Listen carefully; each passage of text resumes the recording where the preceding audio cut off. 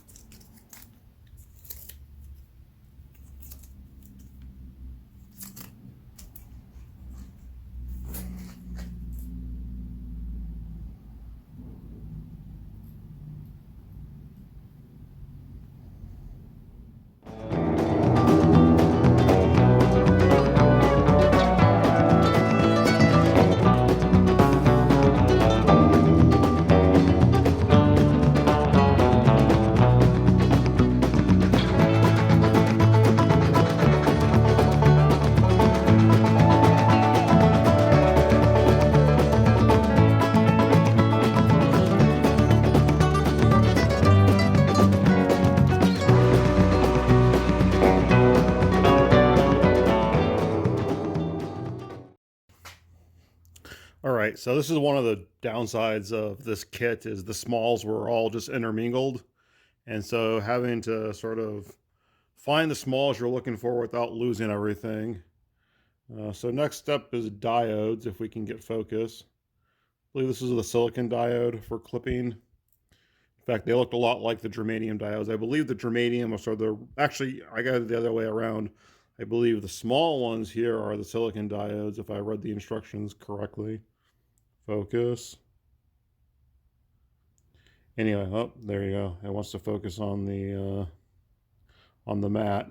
So there's a pair of germanium diodes, which are probably the large ones I just put down, and silicon diodes. There's also 3 silicon diodes that are black with a silver stripe. These, I believe, are in the power supply. So these are not actually the clipping diodes.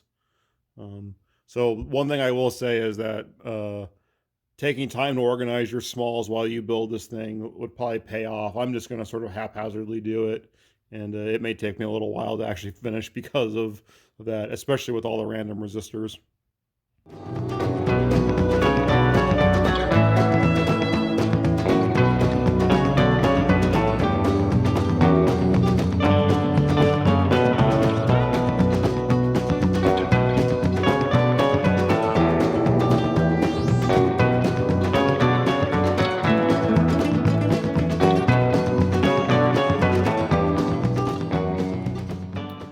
I kind of fouled that one up. I didn't make sure the resistor or the diodes were seated flush against the board like I should have.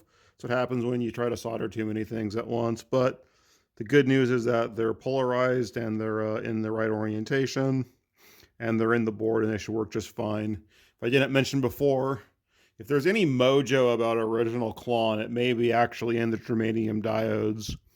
Germanium diodes, or germanium electronics in general, are subject to quite part variation due to just the intrinsic chemistry and material properties of germanium, sort of why we actually build electronics out of silicon instead of germanium. But realistically, this thing is going to sound a lot like an original Klon.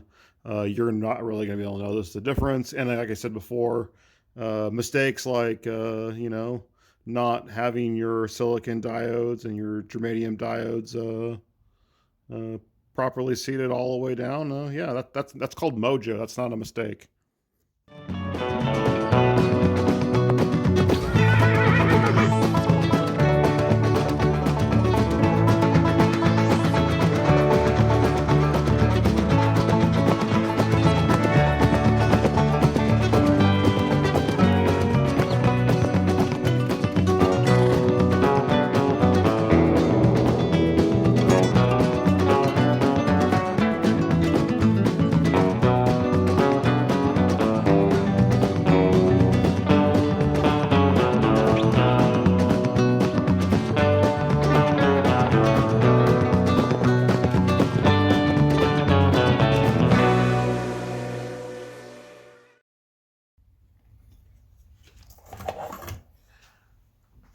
All right, so don't be an idiot like me. It turns out that there are multiple values of the electrolytic caps. And you're going to be doing some unsoldering if you don't pay attention. So there are 4.7 microfarad and 47 microfarad and 1 microfarad. And I had just almost ruined the board probably, but I think we'll be fine. Let's just double check. This is supposed to be a 4.7 and that says 4.7. These solder pads are still new. The ones I took out have been kind of mangled. We'll see if they still hold solder. We'll probably use some flux to help. We should just double check the polarization while we're at it. So negative is there, positive is square. Good on that one.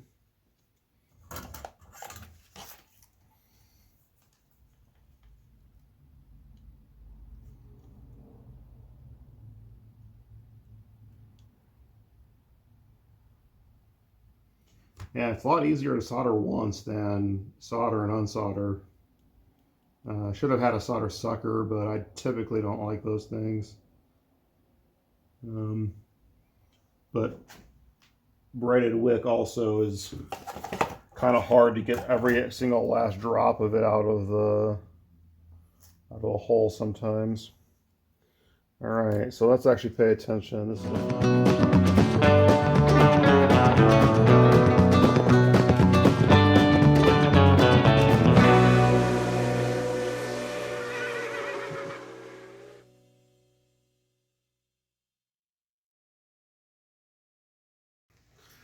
all right, here we have it, the finished product.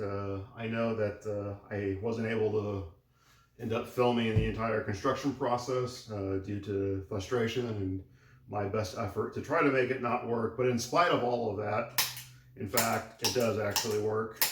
So we have, as I mentioned before, germanium, traditional clipping diodes, LED in the middle, and silicon. I'm going to keep it on the germanium setting just so that it will actually sound more like the Klon Centaur. Klon side and boost. We've got my Gibson Les Paul going into the pedal. The pedal goes straight into my Tweed Vibrolux head and then being mic'd on a 212 cabinet. So that's basically the setup today. So let's check out how it sounds. All right, so here we are. This is the sound of the guitar into the amp bypassing the pedal. Oh, gotta have some volume here.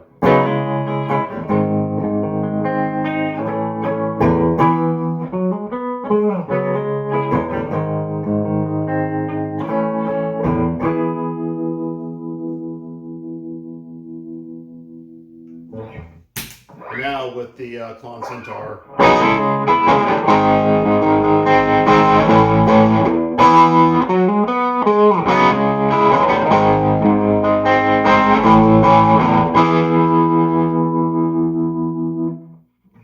the Centaur boosted.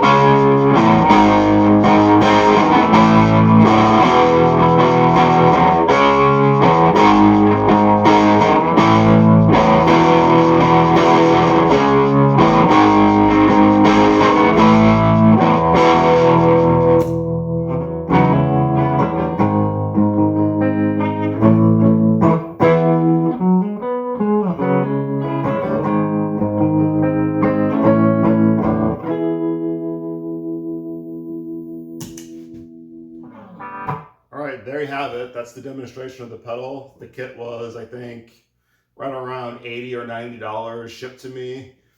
Took, probably about 2 evenings, so probably about 4 or 5 hours to put it together. Honestly, it sounds awesome. Save yourself about, I don't know, $4,900 over buying an original. I can't tell you whether it sounds like an original because I'm not going to spend $5,000 on one. You'll have to go ask to borrow Tyler Larson's or something like that to actually check it out. But again, this is a fun project and gets you into a very cool pedal. And remember, it's got multiple clipping options, so it's sort of 3 overdrive pedals in one. So check it out. You can find their website just by Googling "build your own clone." Anyway, thanks for tuning in, and if you like the video, subscribe.